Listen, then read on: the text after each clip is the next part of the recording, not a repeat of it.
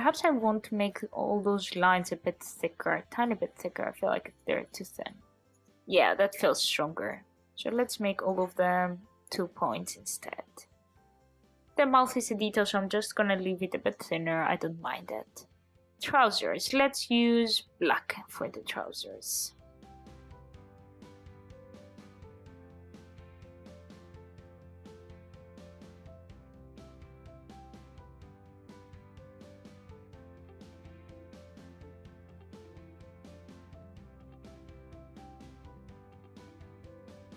And on this side as well, let's go ahead and adjust the anchor point so it sits right at the same place with the other one.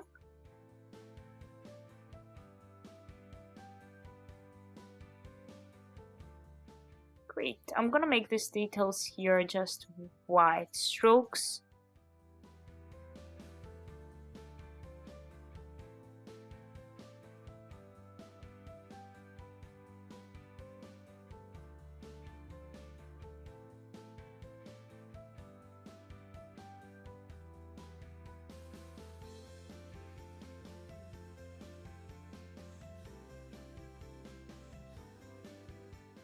I feel like here we have the trousers a bit too curvy in the edge.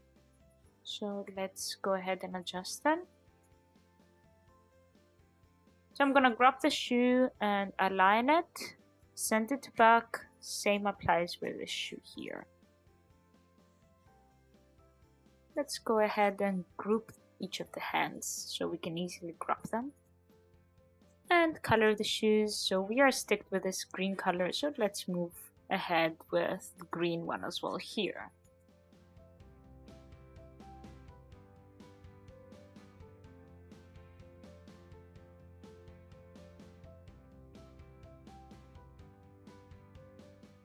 And remove some of the anchor points so we can have easier control over the curves here.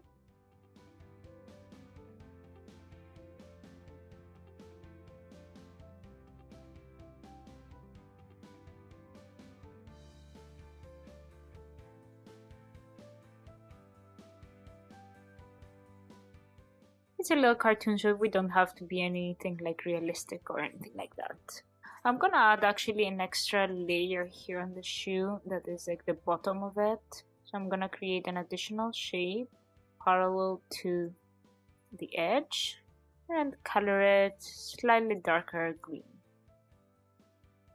All these kind of steps of adding extra shadows and stuff are usually at this stage where you already traced your quick sketch and you just improve it step by step.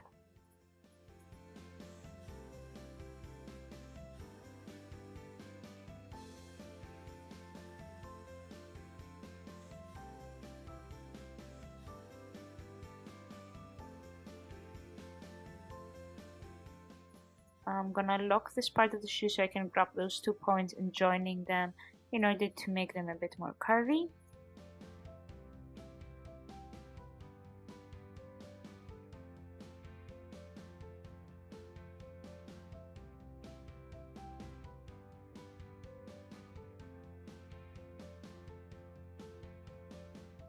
And we could actually add even more, like tiny bit of shadow here as well at that part.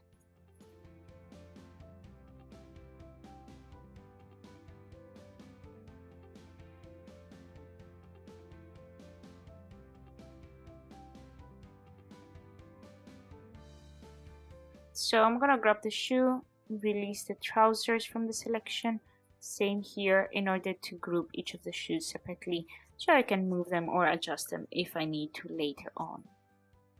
So let's add a bit of like some extra shadows, such as like here there should be a shadow from the face. So let's make it a tiny darker green, bring the face, make it a group. Actually we forgot to group the face, so let's go ahead and do so. Grab all of the shapes with the hat, group them, and now I can easily bring them to front.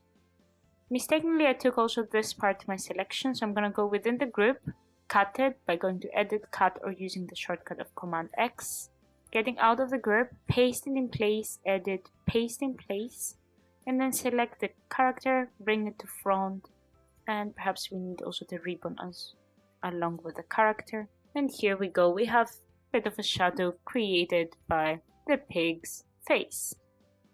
Just adjusting again here the detail to make them match nicely.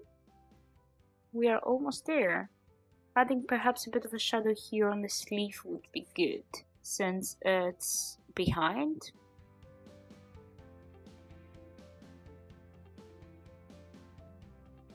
And now that you have this kind of issue, how do you bring the stroke in top of this gray shape? I'm gonna group the hand and I'm gonna duplicate the shape and bring it to front, remove the fill and delete those parts that they overlap here, cut perhaps some parts as well, and just create a second line on top, which is not visible, it's just there. I'm gonna group it again and send it to back. That feels a bit more natural that we have a shadow here now. A bit of shadow as well it's missing here, I would say.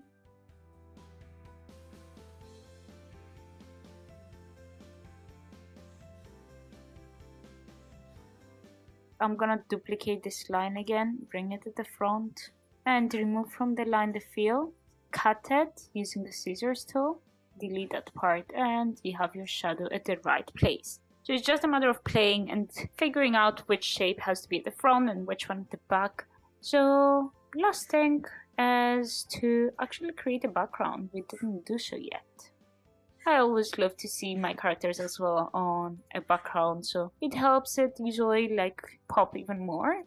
That feels cute. We are losing some parts. The grey is quite nice, but I quite like also this vivid, nice, bright color. So I'm gonna stick with that one. I'm just gonna cut it from this layer using Command X, or if you're on Windows, Control X. Create a new layer, paste it, call it background, and place it underneath my character illustration. Let's name also this layer.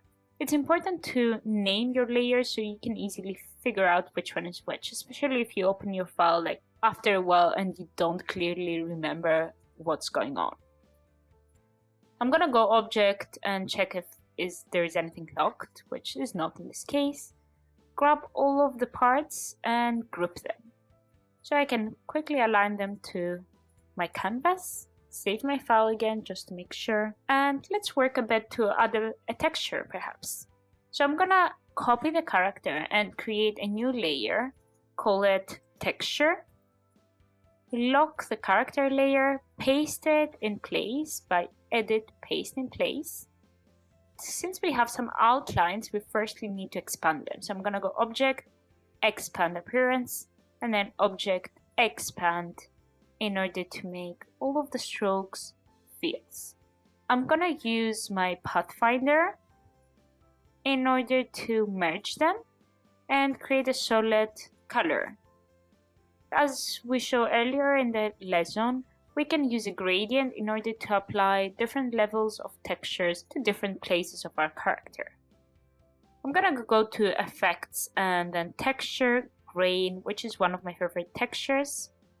I think the intensity is quite good. I'm just gonna leave it somewhere there. Contrast is, I'm quite happy as well with that. Let's zoom out to see the whole character. Or perhaps a bit less, yeah, that's quite good. And then use the transparency panel that you will find under the window panel in order to select the blending mode that you want to use, such as like multiply or overlay or soft light. I quite like the soft light. And I'm gonna make, as I said, the textures, I don't feel like they look as great when they are really strong. So I'm usually using an opacity of like 20 or just a tiny bit of texture, or even less perhaps, just 15. Oh, I need to select firstly the object and then apply the amount of texture that I want, or even 10. So another thing that you can do is use the puppet tool in order to give it some movement. So I'm gonna go ahead and duplicate the character layer just by holding the Alt key down, dragging the layer, releasing my click, and now I have the second character. And I'm gonna go ahead and call it movement. I'm gonna lock the texture, hide those two, unlock the movement layer which has my character, and grab my puppet tool in order to give it some motion, which is right here under Free Transform tool. And I'm gonna go ahead and select it, and I'm adding pens where I won't be able to move the parts of the character or to keep them stable, like here. And I can just grab it and move my hand, rotate it to say hi.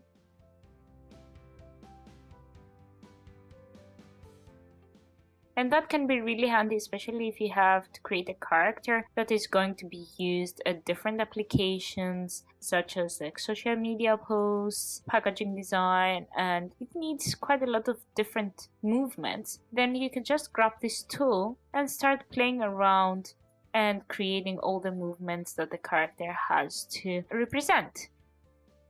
If you have issues like what happened here on the hand, you can always go ahead, grab your white arrow and fix them. And I love the puppet tool exactly because of that, because it still allows you to edit your shapes and have your geometry as it was before, but you can quickly give your character a bit of movement. In this case now, of course, the texture remained as it was before, so if you want to add texture to this character, you create a new layer, call it again texture, paste it in place, Command F is a shortcut, and lock perhaps the layer of the movement so you don't paste it by mistake exactly on top of the other, expand it, and then we go to our Pathfinder to merge the shapes, and a bit of a gradient as well.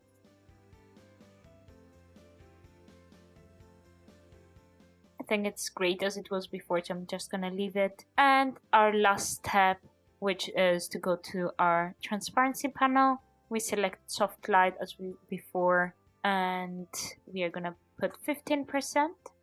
And here we go, we added a bit of texture also to our character with a bit of motion. So creating a sketch by hand and then tracing it in Adobe Illustrator can be definitely one good approach. Another one could be using your pen and tablet and directly draw your sketch in Adobe Illustrator using the brush tool. Remember to use textures in order to transform your flat shapes into something a bit more engaging. A combination of brushes and effects can always be very exciting. Thank you for coming this far with me. In the next course, I'm going to show you how to create and work with typography.